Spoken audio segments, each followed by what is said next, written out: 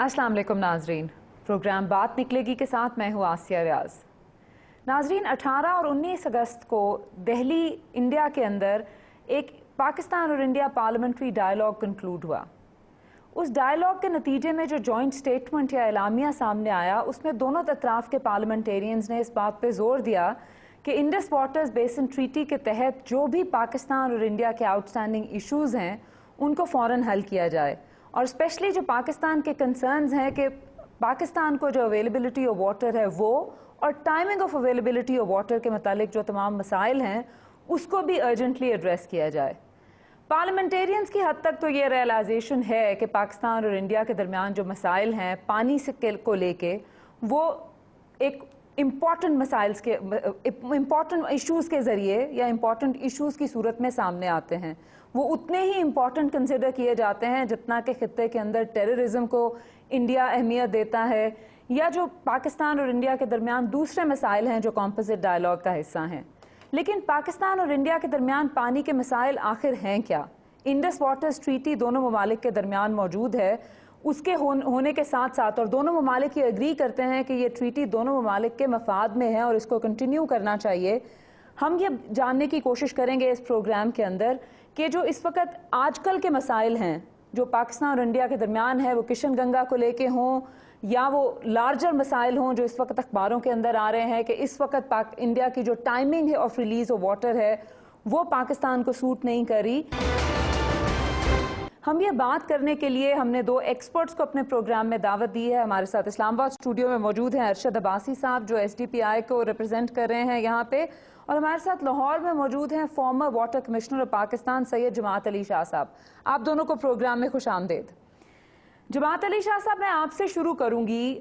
मैंने आप अभी जिक्र किया कि पाकिस्तान और इंडिया के दरमियान जो पानी के मसाइल हैं, आप ज़रा इंडस वाटर्स ट्रीटी के तनाजुर में हमें बताइए क्या मसाइल हैं पाकिस्तान और इंडिया के, और वो ट्रीटी जो है उनको हल करने में क्या कामयाब हो रही है या नाकाम है? जब भी पाकिस्तान और भारत के दरमियान पानी की बात होती है तो सिंध तास मायदा इसमें एक इम्पॉर्टेंट इसका रोल है, और सिंध तास मायदा तक दोनों मुल्क कैसे पहुँचे इसकी एक हिस्ट्री है। अब हिस्ट्री ये है कि 1948 में इंडिया ने दो नहरों का पानी बंद किया जो कि दरिया सतलुज से पानी लेकर पाकिस्तान को आती थी और एक दरिया रावी से। लेकिन इसके नतीजे में पाकिस्तान को 3 दरिया देने पड़े। तो जाहिर है कि बॉर्डर के उस तरफ रेड रेगुलेटर्स थे, पानी पाकिस्तान पंजाब में आ रहा था, तो ये इशू जो है ये टेक्नो को पॉलिटिकल इशू था उस वक्त, और दोनों मुल्क उस वक्त चंद मीटिंग हुई, उसमें इशू हल ना हुआ। तो ज़ाहिर है कि वर्ल्ड बैंक फिर उसने इंटरवीन किया, उसकी भी एक हिस्ट्री है कि किस तरह इंटरवीन किया, और फिर ये सिंध तास मायदा जो है ये ज़ेरे अमल आया जी। लेकिन अब बात यह है कि सिंध तास मायदा जो उस वक्त हुआ, क्या उसमें तमाम ग्रे एरिया जो हैं वो कैटर फार किए गए थे या नहीं? क्योंकि बात यह है कि मायदा तो हो जाते हैं लेकिन अब उसके दूरस नताइज होते हैं जी। और वक्त ने यह साबित किया है कि ये सिंध तास मायदा जो 1960 में हुआ था जी, ये सिर्फ 50 साल बाद जो है ये मालूम हो रहा है कि इसमें बहुत सारे जो है वो फला थे। अच्छा, कोई जरा ब्रॉड फ्लॉज बताइएगा प्लीज। अब ये कि अब्बासी साहब वहां तशरीफ रखते हैं जी कि क्लाइमेट चेंजेस का एलिमेंट इसमें नहीं है। अब देखें 3 दरिया हमें दे दिए गए, इंडस, झेलम और चनाब का पानी, वो भी कुछ सर्टन स्पेसिफाइड यूजेस इंडिया को दिए जी। अब ये क्लाइमेटिकली अगर ये डेड हो जाते हैं जी तो इसका रिजल्ट क्या होगा जी। अब इंडिया को इस पर जो यूजेस दे दिए गए कि अनलिमिटेड हाइड्रो इलेक्ट्रिक यूजेस है, अनलिमिटेड डोमेस्टिक यूजेस हैं, जनरेशन ऑफ पावर है, और पावर भी जितनी मर्जी बना लें जी। अब जाहिर है कि अगर 4-5 प्रोजेक्ट वहां पर बनते हैं तो फिर तो ठीक बात है। ऑक्युपाइड कश्मीर में बिजली भी इतनी ही चाहिए होगी 4-5 प्रोजेक्ट के लिए, 4-5 हज़ार मेगावाट जी। लेकिन अगर इसकी लॉन्ग टर्म प्लानिंग आप देखें तो कम अज कम 130-40 प्रोजेक्ट वहां पर बनेंगे। और इस वक्त कितने बन रहे हैं जमात अली शाह साहब? देखिए जी, इसी का मैं बता रहा हूं, अगर ये बनते हैं तो वहां ट्रीज कटिंग होगी, डिफॉरेस्टेशन होगी, वहां पर प्रोजेक्ट्स बनेंगे, जी। वहां पर स्टोरेजेस होंगी, उसमें सैंड जमा होगी। जब सैंड इंडिया एक्सक्लूड करेगा तो वो हमारी तरफ आएगी जी। तो अब ये सारी जो प्रॉब्लम है मैं समझता हूं कि अब उजागर होने शुरू हुए हैं। सो क्लाइमेट चेंज एक है, उनको जो अनलिमिटेड हाइड्रो इलेक्ट्रिक वो लगाने की, डैम्स की इजाजत दी गई है इंडिया को, वो दूसरी है। हमारी साइड पे भी तो हमें यही पावर्स हैं। नहीं देखिए जी, हमारे पास तो बात यह है कि हमारे पास तो जो 3 दरिया हैं वो इंडिया के पानी के इस्तेमाल करने के बाद पानी हमें मिलता है जी। वो तो एज अ लोअर राइपेरियन हमारे साथ ऐसे ही हो जाएगा। हमारे लोअर राइपेरियन और टीटी ने कुछ सेफ गार्ड दिए हैं। अब बात आ गई टीटी के इम्प्लीमेंटेशन की बात आ गई, ठीक है जी। मसाइल सिर्फ ये 2 हैं आपने आइडेंटिफाई किए।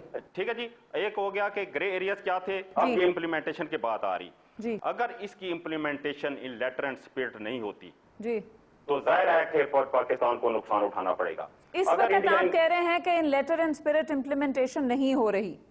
नहीं, मैं देख रही इसमें लेटर एंड स्पिरिट की जब बात आती है और आपने जैसा कहा कि दोनों गवर्नमेंट ने कहा कि हम टीटी के तहत जो है वो चलेंगे। जब भी बात होती है इंडिया वाले कहते हैं टीटी के तहत हम चलेंगे। अब टीटी ये कहती है कि जब भी इंडिया प्रोजेक्ट बनाएगा 6 महीने पहले उसकी इंफॉर्मेशन पाकिस्तान को देगा। तो वूलर बराज इंडिया ने 1985 में शुरू किया, क्या उसने इंफॉर्मेशन पाकिस्तान को दी थी? Chutak hydro electric plant river Indus पर 2 साल पहले इंडिया ने शुरू किया, क्या उसकी इंफॉर्मेशन इंडिया ने दी थी?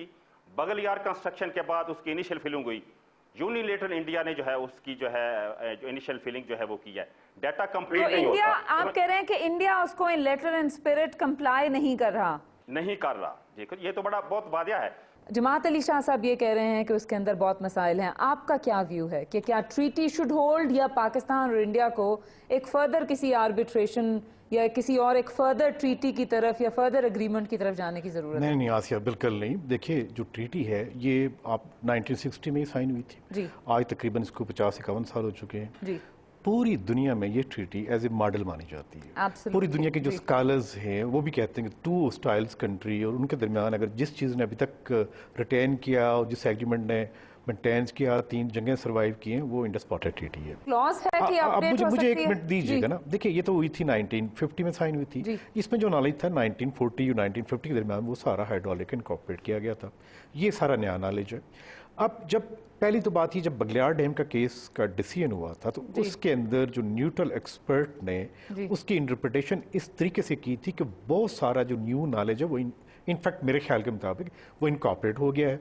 दूसरी बात ये गुज़िश्ता 2 साल में इंडिया के साथ सीरीज ऑफ डायलॉग्स हो चुके हुए हैं ट्रैक 2 लेवल के, एक्सपर्ट टू एक्सपर्ट्स, और उनके मीडिया में इस तरह बातचीत होती रहती है। हम एक यूनानिमसली एक डिसीजन पे भी कुछ पहुंचे हैं। उसमें ये कहा है कि देखिए आपने ये करना है दोनों गवर्नमेंट को, बल्कि सबसे पहले अपनी हमारी गवर्नमेंट का जो सबसे बड़ा इशू ये है कि हमने इनको लाके पेश किया कि 2 काम करने पड़ेंगे हमें। एक तो ये कि इस ट्रीटी को हमें लाइव करना पड़ेगा। वो कैसे? जिस तरह आजकल आपका टीवी चैनल लाइव है, मोबाइल लाइव है, आजकल इंफॉर्मेशन कम्युनिकेशन टेक्नोलॉजी इस्तेमाल हो रही है दुनिया के हर शेयरिंग ऑफ इंफॉर्मेशन जो है वो हमने सैटेलाइट के जरिए डेटा दोनों पूरी दुनिया के सामने ओपन करना है जी। सेकेंडली जितने भी जो प्रोजेक्ट हैं उसके बाद हस्पो कन्वेंशन भी आ गया, दुनिया में इन्वायरमेंटल लॉ भी आ गए। अब ये मोरलेस हमारे पे ऑब्लिगेशन है कि जितने भी जो प्रोजेक्ट इंडिया में शुरू होते पहले हमारे साथ देखे उसका EIA यानी इन्वायरमेंट इम्पैक्ट असेसमेंट हमारे साथ शेयर करें। वुड यू बिलीव कि इंडियंस इवन उनके जो आप कह सकते हैं कि मिनिस्टर लेवल्स के ऊपर सारे एक्सपर्ट सारे इस पे एग्री हो गए। नहीं अब एक मिनट, इसी तरह मिकांग रिवर है, इसकी इंटरप्रिटेशन के लिए हमें न्यूट्रल एक्सपर्ट देखें। हम जो इंटरप्रेट करेंगे पाकिस्तानी, हम अपना इंटरप्रिटेशन करेंगे, इंडियंस करेंगे, अपने करेंगे। तो लाइफ मॉनिटरिंग, फिर इसकी इंटरप्रिटेशन और फिर EIA।